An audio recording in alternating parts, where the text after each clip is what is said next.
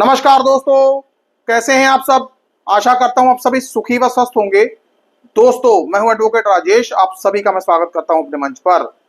दोस्तों, आप सभी ने देखा ही होगा कि जब किसी का लोन डिफॉल्ट हो जाता है, लोन डिफॉल्ट हो जाने के बाद कंपनियां तरह तरह के रिकवरी प्रोसेस करती हैं, जैसे फोन कॉल्स और रिकवरी एजेंट्स की विजिट्स, लीगल नोटिस और कोर्ट केसेस। लेकिन दोस्तों, आपने ये भी देखा होगा कि कंपनियां कई कई बार एफआईआर तक दर्ज करवा देती हैं।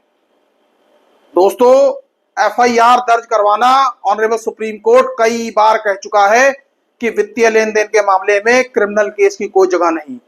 सिविल मामले को क्रिमिनल रंग देना किसी प्रकार से भी जो है तर्कसंगत नहीं है, न्यायोचित नहीं है। लेकिन दोस्तों, ये कंपनियां फिर भी मानती नहीं है। लेकिन अदालतें तो अपना काम कर ही रही हैं। लोगों को न्याय मिल ही जाता है। जो व्यक्ति न्याय लेने के लिए अदालतों तक पहुंचता है और न्याय उसको मिलता ही मिलता है। दोस्तों, आज हम एक ऐसे केस की बात करेंगे जहां पर माननीय झारखंड हाईकोर्ट ने एक ऐसे केस में लोन धारक को राहत दी है जिस केस में लोन धारक के ऊपर एफआईआर दर्ज करवा दी गई थी। क्या है पूरा मामला, वीडियो में जानते हैं। लेकिन दोस्तों, उससे पहले मैं आपसे दो बातें कहना चाहूंगा। अगर आपका लोन डिफॉल्ट हो गया है, हो चुका है, होने वाला है, मन में भी आपके आ गया है कि भैया अब जो है मैं पैसा आगे नहीं चुका पाऊंगा, तो आपने क्या करना है, प्रायर लीगल नोटिस जरूर देना है। क्योंकि दोस्तों, पिछले फाइनेंशियल ईयर में भी प्रायर लीगल नोटिस की वजह से कई सारे लोन धारकों को राहत मिली और अब तो प्रायर लीगल नोटिस आप सभी के लिए बहुत जरूरी बन गया है। आरबीआई का ये गाइडलाइन है कि अगर आपका लोन डिफॉल्ट है या आप एक जो है जेन्युइन डिफॉल्टर हैं, तो आपको कंपनी को इन्फॉर्म करना होगा कि भैया आपका लोन क्यों डिफॉल्ट हुआ, क्या वजह रही है।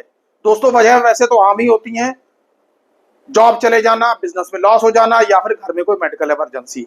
अगर इनमें से कोई भी समस्या आपके साथ है तो आप प्रायर लीगल नोटिस दीजिए। आरबीआई कहता है कि कंपनी को बताइए, लेकिन लीगल पोजीशन ये है कि आप जो है प्रायर लीगल नोटिस अपने वकील साहब के द्वारा तैयार करवा कर भेजिए। ये 10 से 12 पेजेस का बहुत तगड़ा और इंपैक्टफुल नोटिस है। दोस्तों, कई प्रकार की परेशानियों का हल ये नोटिस है, कई सारी लीगल कॉम्प्लिकेशंस का हल ये प्रायर लीगल नोटिस है। तो दोस्तों, अपने वकील साहब से मिलिए और उनसे कहिए कि सर हमें प्रायर लीगल नोटिस बनाकर दीजिए, कंपनी को भेजिए। दोस्तों, दूसरी बात, अगर आपके पास पैसे आ गए हैं तो आप भले ही सेटलमेंट करके सही पैसा जरूर लौटा दीजिए। क्योंकि दोस्तों, कर्ज मुक्त व्यक्ति से जो है सुखी व्यक्ति कोई है ही नहीं।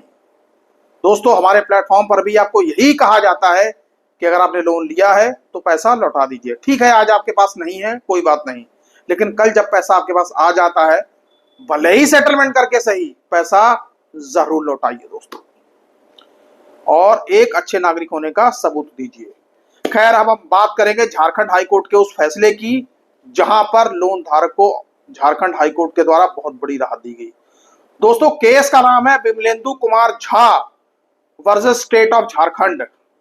एक बार केस का नाम फिर से सुन लीजिए, Vimalendu Kumar Jha versus state of Jharkhand. दोस्तों, ये जजमेंट बहुत ही ताजा जजमेंट अभी आया है और ऑनरेबल हाईकोर्ट ने साफ साफ शब्दों में ये चीज कह दी है कि लोन केस में लोन कोई संपत्ति नहीं है जिसके ऊपर किसी लोन धारक ने कोई हेराफेरी की है।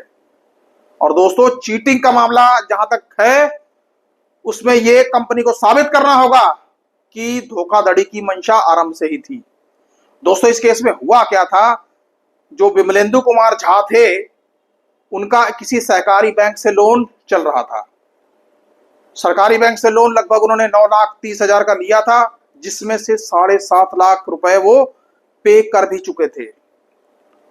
और दोस्तों, बाकी बची हुई रकम का विवाद खड़ा हो गया, जिस पर सहकारी बैंक ने विमलेंदु कुमार झा पर जो है एफआईआर करवा दी 406 और 420 के तहत।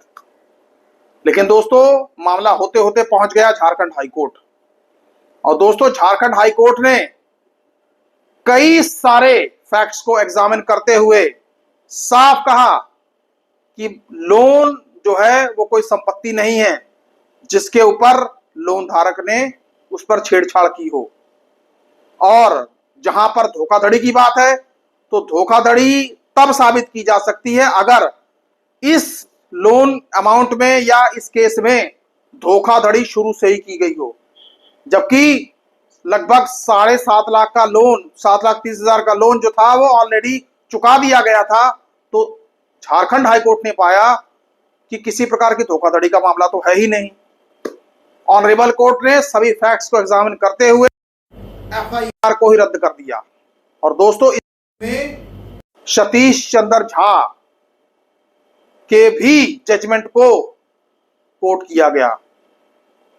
यह मामला 2019 में ऑनरेबल सुप्रीम कोर्ट ने लोन केस में डिसाइड किया था।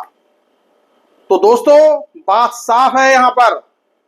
अब अदालतों को भी इस बात का पता लग गया है कि जो लोन के संबंध में जो एफआईआर होती हैं वो सारे के सारे मामले सिविल मैटर से जुड़े हैं। अगर कंपनी को कोई वित्तीय लेन देन का मामला लगता है तो सिविल रेमेडी उपलब्ध है। सिविल केस करें, आर्बिट्रेशन करें, सेक्शन 25 करें या 138 का केस करें, सीधे सीधे एफआईआर दर्ज करवा देना दोस्तों, ये अब अदालतें बिल्कुल इसको सही नहीं मानती। और दोस्तों, अगर आप यूं कहिए कि ये जो जजमेंट है ये आप सभी लोगों के लिए बहुत राहत की खबर है जिनका लोन डिफॉल्ट है और कंपनियों ने जिनके ऊपर फालतू के क्रिमिनल केसेस कर रखे हैं। क्योंकि दोस्तों, क्रिमिनल केसेस का लोन केस में कोई औचित्य है ही नहीं।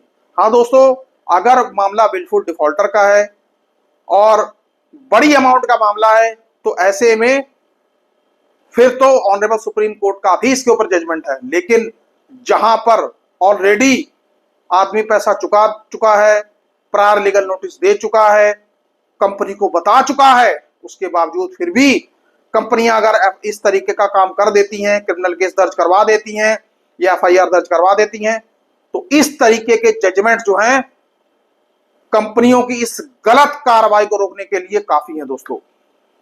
तो दोस्तों, अपने अधिकारों को याद रखिए और ऐसे जजमेंट्स को देखते रहा कीजिए ताकि आपको आपके कानूनी अधिकार पता चल सकें।